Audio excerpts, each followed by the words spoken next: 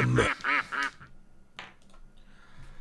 Hi everyone, and I'm going to bring you daily updates of this latest big event that's going on at the moment, which is the Meltwater and Goldmoney Champions Chess Tour. And this is the Asian leg of this tour. I'm going to bring you the highlights of the day and the news about what's going on, trying to fit that into a short video each day, so you can just sit back and get all the chess information as quickly as you want.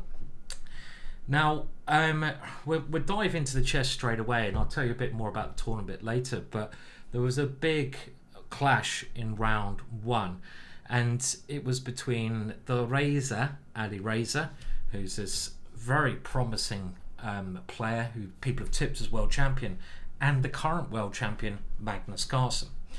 Now, this is a rapid event at this stage. There was 5 rounds played today, and let's just dive in with this game straight away. Alireza with the white pieces.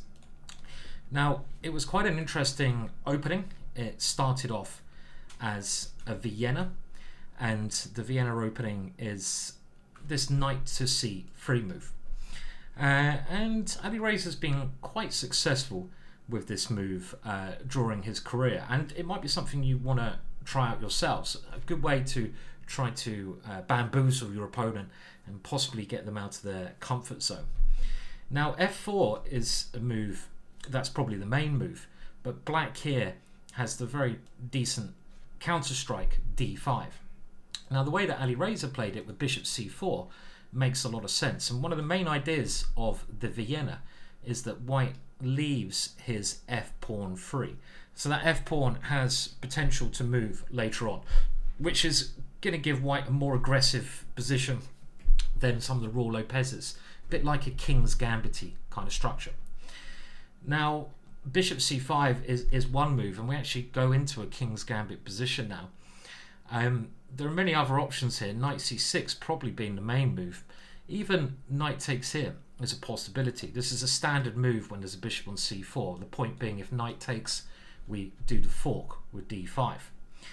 But white has a very exciting way to play here, and that is queen to h5, threatening the old scholar's fool's mate. Put out of your pipe and smoke it, son.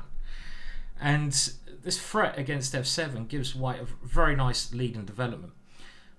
The knight has to come back to block that, and after this one, white can develop with good play. So very interesting opening to Vienna. Now, let's go through the moves fairly quickly. Alireza gets its f4 move in, and in this position, it's pretty standard stuff actually here. It should be noted that these ideas with a knight coming in may look tempting, but they don't work because white has knight to g5. And this is maybe one of those lines you need to know, but this is a very strong idea. The point being, in a lot of positions, if black castles, you have this extra f-pawn, which can be used very strongly. You're now threatening to take the knight. If the knight ever comes in, whoosh, you zoom that boy over there, and he's going to cause a bit of hassle, isn't he, to the black king there, threatening checkmate on h7. So Magnus just plays a sensible move, giving his bishop the a7 square, and now bishop b3, h6, 2 very prophylactic, careful moves, queen e2, and I must say, around this point of the game, Magnus, I feel, outplays Alireza. He's still got the experience on the young gun. So white castles, Magnus gets his knights to very nice squares, and he now makes some very simple exchanges here, and he gets the queens off the board. Now, the position is probably roughly even, but this knight is very strong on f4. It's an outpost where Alireza can't naturally kick it away with a pawn at all. On the other hand, white does have some counterplay on the d file, so probably fairly even. But after castles, rook d2, I really like this next move because it's forcing now Magnus to do something in the centre of the board. You want to take away the flexibility from your opponent. It's like in a battle. Let's imagine a one-on-one fight. You know, if you can make your opponent rigid, if you can see his plan coming by doing a sort of idea like this, which is going to force white to do something with that pawn you can predict his movements, and that's one way to win the war, the battle, whatever you're doing.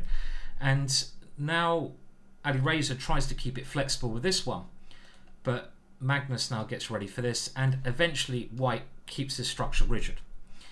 The knight now finds another very interesting square on h3, where we're still aiming for f4, and around here Magnus plays very well. He starts getting great counterplay on this area of the board. It's actually the king side. It kind of looks like the queen side.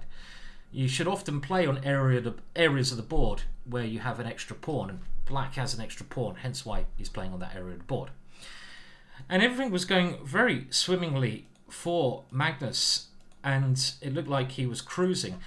Alireza was doing his best to create some counterplay, but rook c8 stops a lot of that counterplay. And look at these two pawns, two passed pawns that can just rush down the board.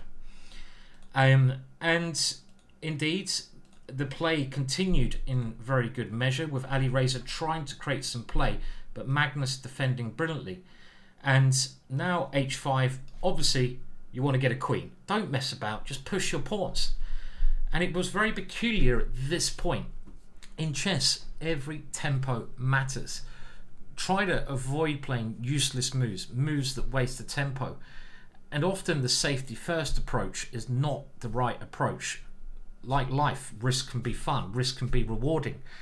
And here, Magnus plays g6, and this loss of a tempo costs him the game. Had he just played h4, I think he'd be well on his way to winning. If white takes this one, the old h-pawn is just running down the board, and that will win the game. After g6, it's quite phenomenal how this amazing talent, Alireza, now develops play. Alireza sees that there's one way to try and get something in the position is getting a pawn to b6. So he starts pushing the b pawn, and it suddenly becomes clear now that Magnus is indeed even a little bit slow. It's going to be a race. That pawn is getting to b6 with check. So Magnus tries to block up that square, b6, b5, and tries to keep it closed. And maybe this is what he was banking on. This position's a fine position. I'm just going to push my pawn down the board. Happy days. Thank you for the game. And it was around this point where, can you see the great move? Can you find a move that would beat, that did beat? And well, you could use this. If you had this position, you may also beat Magnus Carlsen. What is the move? Well, you have to do something forcing, and the move was knight takes e5. And this way, if Magnus had taken this, these two pawns are just too far up the board. Two passed pawns on the 6th rank. They're going to get a queen. They're going to win the game. So after knight takes e5, black now tries to race this guy down the board. Rook h1 trying to stop it.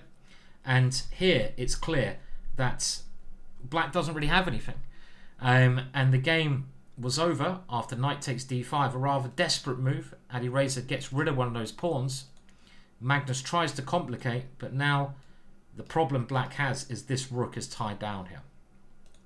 Knight g4, knight to f4, and that knight forces that rook away, and this pawn will come through. Magnus tries a little tactic, but knight c7, and now just rook takes h3. And there's no good defense to this rook coming in and abusing that king there with a knight check. So a big surprise there. Alireza winning that game in round 1 against Magnus Carlsen. Now, we can show the players. If you haven't seen these guys before, I did prepare some pictures. So we'll have a look at the other rounds as we go along. And before we go to that, let's just talk about this tour a little bit, where this is a new sort of venture in the last couple of years that Chess24, Chessable, and the Play Magnus Group have put together. Magnus Carlsen, the world champion, playing on a lot of these online events against the best players in the world. They have this tour. This is the tour standings at the moment, like a lot of professional tours out there. Unsurprisingly, Magnus at the top, but Wesley So's having a brilliant competition as well so far. You can see they're even winning prize money in Bitcoin, which is probably worth absolutely sod all at the moment, but you never know. Rajabov having a great competition, and the prizes are quite immense there. You have a tour winner at the end of each year, this professional chess tour. Very exciting chess at a quicker time limit. We don't want the introduction again, do we?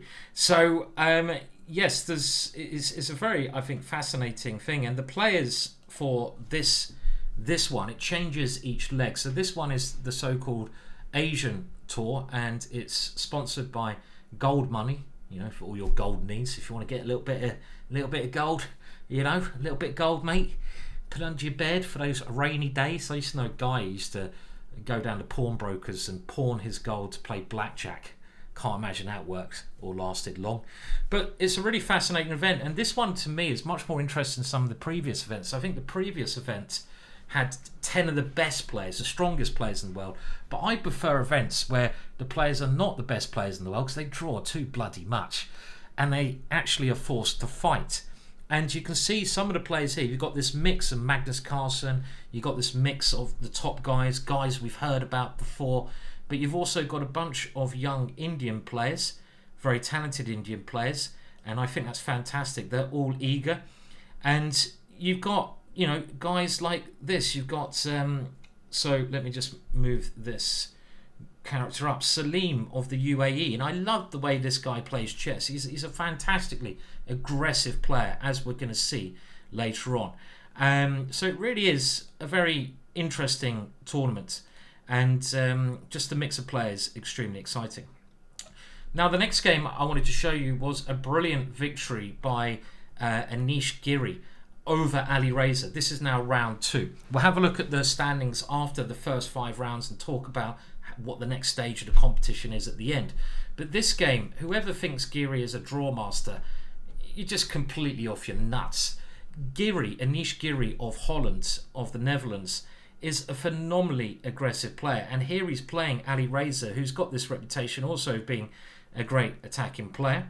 Alireza, if you haven't seen him before, there is the young Alireza, originally from Iran, but he's now, not sure, residing in France, I think.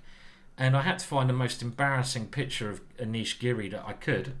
Why not? There's a young Anish Giri. Oh, look at those cheeks. Don't you just want to give them a little no, I really like Anish. I think he's a very entertaining character, really good for chess, and a very exciting chess player to go along. And I just want to show you some segments of this game, and it started with Anish we're playing with the white pieces. He goes for, this is the Sicilian variation, obviously, knight f3, knight c6, and bishop b5 is one of the quieter variations of the Sicilian. Now e6 is a normal enough move. White castles. Black now tries to meet any capture on c6 by capturing with his knight. Now rook e1 lines the rook up, gives the bishop an escape square, and after a6, taken on c6 doesn't now damage black's pawns because the knight takes. You don't really want to give up your bishops, and the bishop therefore drops back. And here Alireza plays a sideline, and a line which I'm not totally convinced about. b6. This seems incredibly slow to me when you've got this knight in the middle of the board.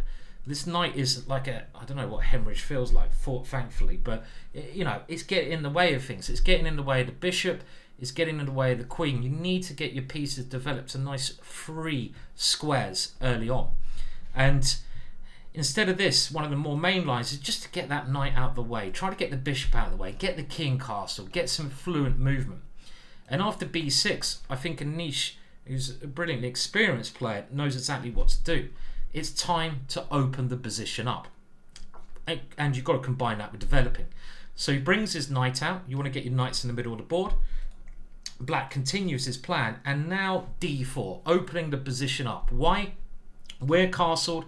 Black is not castled. We need to get through to his king. Pawn takes d4. The knight recaptures.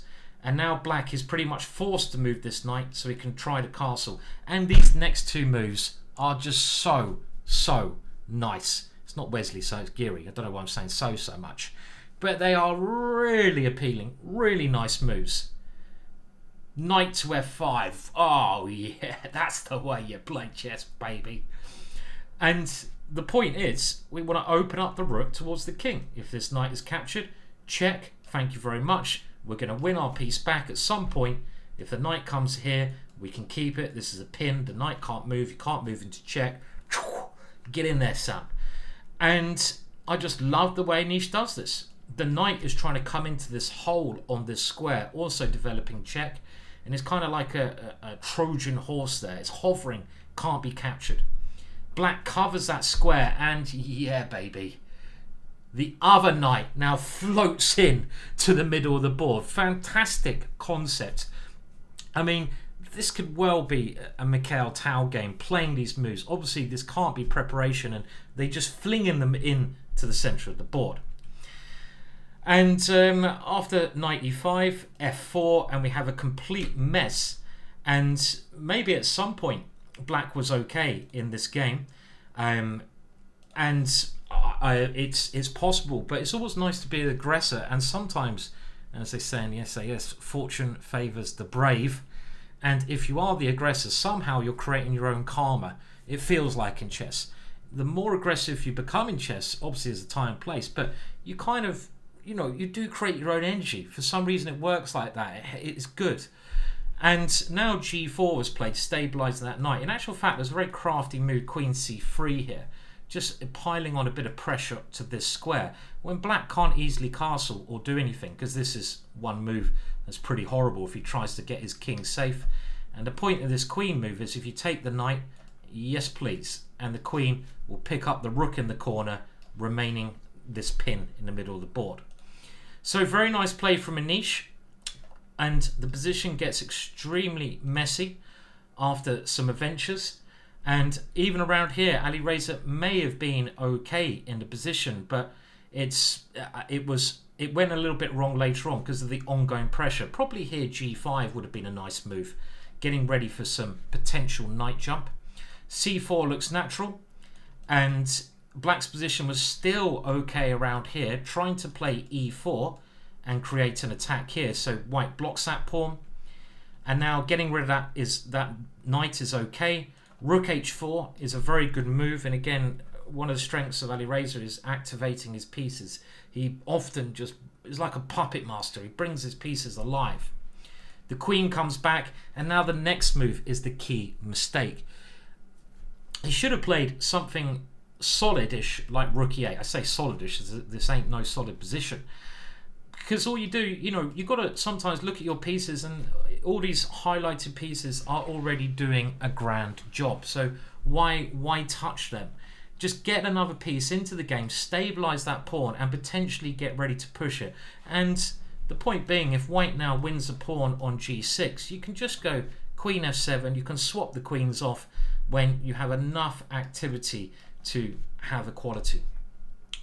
But knight f4 was not the right move, because you're swapping off a developed piece for an undeveloped piece. And after bishop takes f4, white also has this very nice clearance move, d6. The queen has to go passive, and now rook d1. Rook b8 would have been better here, but after bishop d4, the d7 pawn becomes too strong. And this is extremely nice play here. Maybe black missed that if he plays this one, we have some nasty tactic with the rook coming here at some point. And maybe time trouble also played a factor, because in the position, queen d5, getting ready to queen or win the bishop, won the game. Very nice game from Anish Giri. Now, I was mentioning Salem, and Salem was playing against Wesley. So I'm just going to show you a little bit of this game, and this player from UAE playing Wesley So, one of the strongest players in the competition, and he's an absolute lunatic. And what we need in chess is more lunatics, more people who just want to checkmate. And here they start off with a Nimzo Indian, a standard line, and well, Salem keeps the position open. Black aims for the pawns, and the two bishops could be nice. This is all theory. And around here, I was quite amazed in this position to see that Wesley grabbed the pawn on a4. And again, this is a case of fortune favouring the brave. This pawn is a very risky one to grab, because all of your pieces here are now in pins on one bad area of the board.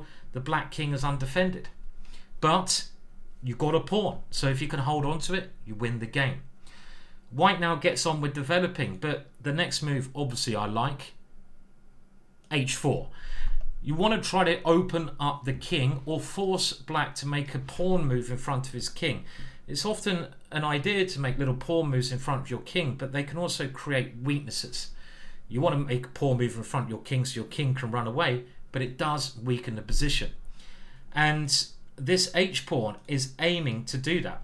And that's the target. All the black's pieces on that area of the board, you've got to be observant in chess, see where your opponent puts his pieces, aim for the other side. And if the king's over there, happy days, take it down.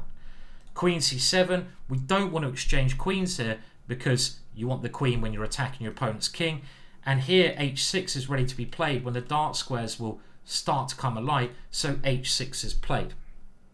Very intriguing position. There was some idea here of bringing the rook around, but maybe didn't work. So just g4, f6, and another interesting moment came a little bit later on. Wesley So playing very nice moves, all the computer moves. Bishop takes h6. You've got to do something. You can't wait until black now just uses his extra pawn to win the game. Wesley found a great way to defend. His king is so bare, he needs to bring back pieces. And he does that with a check. Now, most normal humans would move the king here, but this guy's an absolute lunatic. Knight to d4. Oh, have them all. The point being, if this is taken, we go check first, and we're going to take this pawn with check, and we have at least a draw, but we can definitely play for more. He's fearless. The queen, therefore, comes back, and now there's a check here, and knight to f5. And bizarrely enough, this position is very unclear. We'll look at a couple more moves. After the knight now comes to f6, where white misses his first chance. He can and probably should play the move g5. It's all about trying to get some energy, freeing up lines on this area of the board. And the point being, if that pawn is taken, we can go f6. This forces the queen to capture us, and now we get this dangerous setup here, the two pawns running down the board. After f4, pawn takes f4. This is also okay, but like I said, this guy is just an absolute Looney Tune. He now plays rook takes e5. I mean, you've got to have a little bit of respect for your pieces, and this is one step too far. Wesley So defended brilliantly after some normal moves here. He gives up another one. I mean, the guy is literally just a lunatic, right? At some point when you're sacrificing, you do run out of pieces, you know? It's like you can only ask for so many loans before the bank comes and gets you. And this move is not going to work well. But it was a very interesting moment. If we go back to this point here, after knight e5, intriguingly, I think, and let me get this right now, you can take on g7 first. Well, you could do it this way. f6 is actually the really bad move here, because what you can do, you can actually take on g7, and even though you're a whole rook down, you win that one. The knight can't capture because the rook comes in, and get this really hard to assess position. These three pawns very dangerous, and the rook just needs to get to the 7th rank. It can't at the moment because the knight's defending, and then these pawns can move their way bit by bit up, and I don't know how to assess this position. Slightly missed opportunity for Salem. Now let's have a look at a game from round 4 or 3. It's 5 rounds, probably round 3. And after seeing the excitement of that last game, it was a very anticipated encounter. Wesley So versus Magnus Carlsen. And look at this fireworks. We get the Berlin opening, we get this move, and then they do this and agree a draw. Oh dear, oh dear, the bastards. Okay, and the last game I want to mention is Anish Giri, again playing brilliantly to defeat Wesley So. And there's a very nice little tactical point here. We had another Berlin, but Anish was pushing for the win. And again, I've always said Anish is a player who tries to win. And this looks fairly even. White has some advantage here because of the open e-file there. Having your heavy pieces on open file is good. Bishop f5, the knight comes into c5, and this is, like I say, still fairly even, but white is better. And now Wesley just blunders here. Wesley had to play some move, maybe trying to pressurize over here with the rook, but he plays rook e8, trying to exchange rooks. Now, can you see a little sequence of moves here, which actually gives white the, well, winning advantage? Look for the forcing moves. Maybe the first one, the second one is fairly obvious, but then it's the next move down the line, which I think is simply beautiful. Well, you should always look for the most forcing moves, and queen takes e8 is the most forcing. You give up your queen, but you get 8 points in return. The queen's 9 points. You only lose 1 point. But it's after this one where you have to understand very deeply the position. If black can get his queen to a7 and in the game, you could well be worse here. So what's the point of this idea? Bishop b8. And this is one of my favourite moves of the day.